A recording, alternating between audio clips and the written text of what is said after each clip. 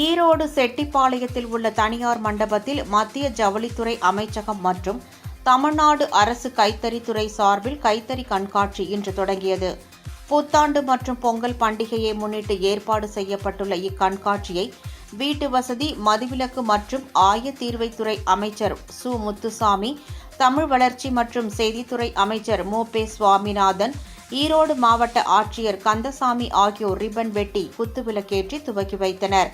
இக்கண்காட்சியில் ஈரோடு, காஞ்சிபுரம், சேலம், திருநெல்வேலி, நாகர்கோவில், திருப்பூர், கடலூர், கோயம்புத்தூர் உள்ளிட்ட தமிழகத்தின் 17 மாவட்டங்களைச் சேர்ந்த 116 கைத்தறி நெசவாளர் கூட்டுறவு சங்கங்கள் பங்கேற்றுள்ளன. மேலும் ஈரோடு கோஆப்டெக்ஸ் நிறுவனர், நெசவாளர் சேவை மையம், பூம்புகார் விற்பனை நிலையம், காதி கிராம தொழில் வாரியம், தமிழ்நாடு மாநில ஊரக வாழ்வாதார இயக்கம் மற்றும் வெளி மாநில கைத்தறி நிறுவனங்களின் அரங்குகள் என மொத்தம் 60 அரங்குகள் அமைக்கப்பட்டுள்ளன.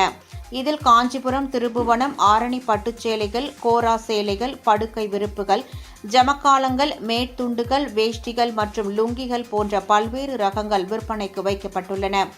இக்கண்காட்சியில் இடம்பெற்றுள்ள அனைத்து கைத்தறி ரகங்களுக்கும் 30% சிறப்பு தள்ளுபடி வழங்கப்படுகிறது. 14 தினங்களுக்கு நடைபெறவுள்ள இக்கண்காட்சியில் 2 கோடி ரூபாய் விற்பனை இலக்கு நிர்ணயிக்கப்பட்டுள்ளது.